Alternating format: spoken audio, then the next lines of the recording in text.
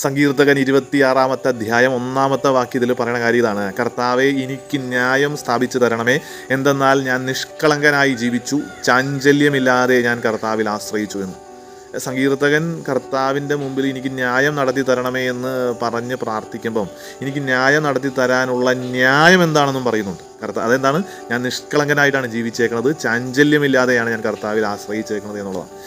അപ്പോൾ അതുകൊണ്ട് തന്നെ ഇന്ന് നമ്മൾ ചിന്തിച്ച് നോക്കേണ്ട ഒരു കാര്യം, നമ്മൾ എവിടുന്നെങ്കിലും എന്തെങ്കിലും ഒരു കാര്യം ഇങ്ങോട്ട് ആവശ്യപ്പെടുമ്പം അങ്ങോട്ട് എന്താണ് കൊടുത്തിട്ടുള്ളത് എന്നും കൂടി ഒന്ന് ചിന്തിച്ച് നോക്കണം.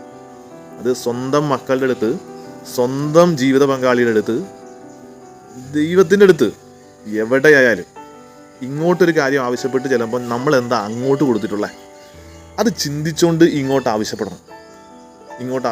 എന്നാലേ ഇങ്ങോട്ട് ആവശ്യപ്പെടുന്നതിന് ഒരു ലിമിറ്റ് ഉണ്ടാവുള്ളൂ, അല്ലെങ്കിൽ ഇങ്ങോട്ട് ആവശ്യപ്പെടുന്നതിന് ഒരു ലിമിറ്റും ഉണ്ടാവില്ല. ജീവിത പങ്കാളിയോടൊക്കെ ഭയങ്കരമായ കാർക്കശ്യ സ്വഭാവം പുലർത്തി ഒരു തരത്തിലും സ്നേഹം പ്രകടിപ്പിക്കാതിരുന്നിട്ട് ഇങ്ങോട്ട് പലതും കിട്ടണമെന്ന് പറഞ്ഞാൽ നടക്കണ കാര്യമാണ്. മക്കളെ പഠിക്കാൻ വേണ്ടി മാത്രം കൊച്ചിലെ മുഴുതിലേ നമ്മൾ കിടന്ന് പ്രഷർ കൊടുത്തിട്ട് അവസാന കാലങ്ങളിൽ അവർ നമ്മളെ നോക്കണില്ല എന്ന് പറഞ്ഞാൽ നമ്മൾ ഈ ജീവിതകാലത്ത് മുഴുവൻ അവർക്ക് കൊടുത്ത പ്രഷർ പഠിക്കണം, വളരണം, ഉയരണം എന്നുള്ളതാണ്, വേറൊരാളെ നോക്കണമെന്നുള്ളത് അല്ല. അപ്പോൾ അത് അവരുടെ ഉള്ളിൽ വരണമെന്ന് നിർബന്ധമൊന്നുമില്ല. അപ്പം ഇങ്ങോട്ട് ചില കാര്യങ്ങൾ ആവശ്യപ്പെടുമ്പം അങ്ങോട്ട് എന്താ കൊടുത്തിട്ടുള്ളത് എന്നുള്ളത് പ്രധാനപ്പെട്ടൊരു മാനദണ്ഡമാണ്. ചിന്തിച്ച് നോക്കണം കേട്ടോ. ഇങ്ങോട്ട് ആവശ്യപ്പെടുന്ന സ്ഥലങ്ങളിലെല്ലാം അങ്ങോട്ട് എന്താ കൊടുത്തിട്ടുള്ളത്. ഈശോ നമ്മളെ അനുഗ്രഹിക്കട്ടെ.